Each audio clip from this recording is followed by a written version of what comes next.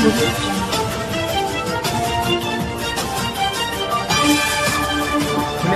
काम करणे कठीण होते तेव्हा बाबा आढाव यांनी पुण्यातील कापड गिरण्यांमध्ये गुप्त सर्क्युलेटिंग लायब्ररी तयार केली होती. कामगारांना सहज सापडणार नाही अशा पद्धतीने ते टिळक, आंबेडकर, मार्क्स, शाहू महाराज यांचे साहित्य, कामगार हक्कांवरील पुस्तके कुटनामांनी फिरवत असत. हा उपक्रम इतका चोख होता की अनेक वर्ष व्यवस्थापनाला देखील याची कल्पना आली नाही. 2. एकोपा भोजन. जातीभेद मोडण्यासाठी अनोखी रणनीती. बाबा आढाव यांनी ग्रामीण भागात संघटना उभारताना एक अद्भुत कल्पना मांडली. ती होती एकोपा भोजनाची. Collective meal. वेगवेगळ्या जाती, पंथ, वर्ग, व्यवसायातील लोकांना एकत्र बसून भोजन करावे असे त्यांनी आवाहन केले. हे साधे दिसणारे पाऊल प्रत्यक्षात गावातील जातकाठी सोडवण्यासाठी अत्यंत प्रभावी सामाजिक प्रयोग ठरले होते. 3. साखर कामगार चळवळीतील नकाशे. साखर कारखान्यांमध्ये असलेल्या शेकडो कंत्राटदार व छोट्या केंद्रांमुळे कामगारांचे शोषण कसे होते हे दाखवण्यासाठी बाबा आढाव यांनी स्वतः कारखान्यांचे कामगार भूगोल काढत असत.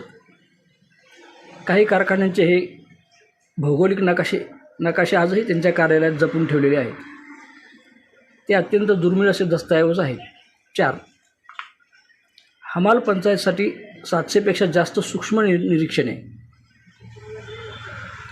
पुण्यातील हमालांच्या दैनंदिन कामकाजाविषयी त्यांनी 700हून अधिक सूक्ष्म टिपणे स्वतः लिहून काढली होती.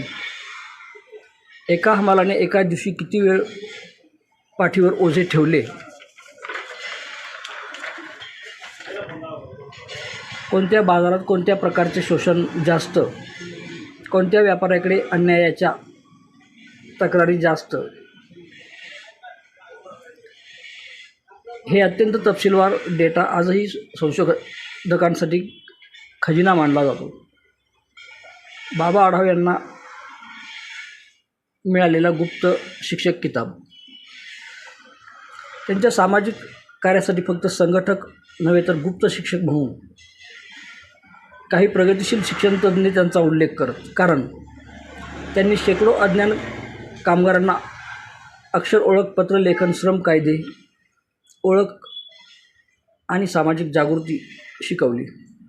याला ते संघटनात्मक शिक्षण म्हणत. त्यांच्या डायरीतील एक विलक्षण सवय.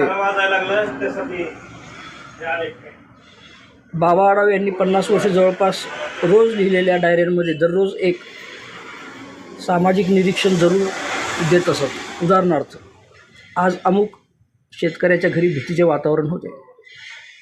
तमुक शेतकऱ्यांनी पहिल्यांदा संघटनेत बोलायचा प्रयत्न केला, त्याचा आवाज थरथरत होता. अशी वाक्ये इतिहास संशोधकांसाठी अत्यंत दुर्मिळ प्राथमिक स्रोत असतात. लोकन्यायालय संकल्पनेला त्यांनी दिलेले बळ. ग्रामीण भागात वाद न्यायालयाबाहेर सोडवण्यासाठी त्यांनी अगदी 1960च्या दशकात लोकन्यायालय संकल्पना राबवली. नंतर राज्यात औपचारिक लोक अदालती सुरू झाल्यानंतर अनेकांनी मान्य केले की या कल्पनेची प्रथम पायाभरणी डॉक्टर बाबा आढाव यांच्या प्रयोगातून झाली होती. तर अशा या काही दुर्मिळ अशा बाबी, तथ्य आम्ही तुम्हाला या व्हिडिओमध्ये सांगण्याचा प्रयत्न केलेला आहे. आणि याच प्रकारे यापुढे असे संशोधन करून आम्ही